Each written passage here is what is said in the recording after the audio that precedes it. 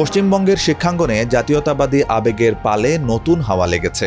রাজ্যের স্কুলগুলোতে প্রাত্যহিক সমাবেশে বন্দে মাতরম গাওয়া বাধ্যতামূলক করার ঠিক এক সপ্তাহের মাথায় এবার মাদ্রাসার জন্যও একই নিয়ম জারি করেছে বিজেপি নেতৃত্বাধীন শুভেন্দু অধিকারীর সরকার।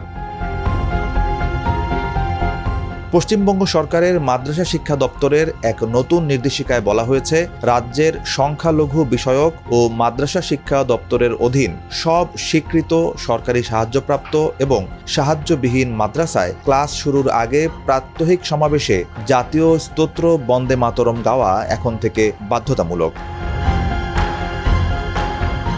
এর আগে গত সপ্তাহে রাজ্যের স্কুল শিক্ষা দপ্তরের অধীনে থাকা সমস্ত স্কুলের জন্য একই নির্দেশিকা জারি করেছিল পশ্চিমবঙ্গ সরকার। মুখ্যমন্ত্রী শুভেন্দু অধিকারী সামাজিক যোগাযোগ মাধ্যমে এক পোস্টের মাধ্যমে জানিয়েছিলেন, আগের নির্দেশিকা বাতিল করে এখন থেকে স্কুলগুলোতে ক্লাস শুরুর আগে সকালের প্রার্থনায় বা সমাবেশে বন্দে মাতরমের 6টি স্তবক গাওয়া বাধ্যতামূলক করা হলো।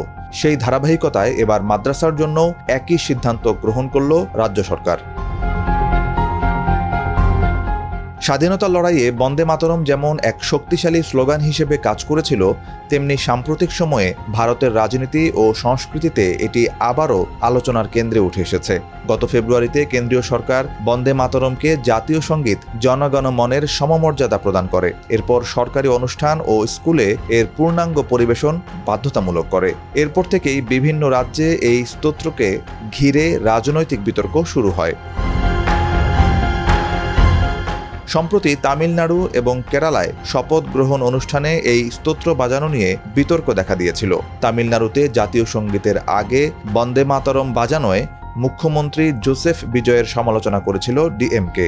অন্যদিকে কেরালায় শপথ অনুষ্ঠানে এর সম্পূর্ণ অংশ বাজানোর পর বাম দলগুলো সরকারের কড়া সমালোচনা করে, যদিও রাজ্য সরকারের দাবি ছিল পুরো বিষয়টি রাজভবনের সিদ্ধান্ত। এর জবাবে কমিউনিস্টদের বিরুদ্ধে ভারতীয় ঐতিহ্য বিরোধিতার অভিযোগ তুলেছে বিজেপি।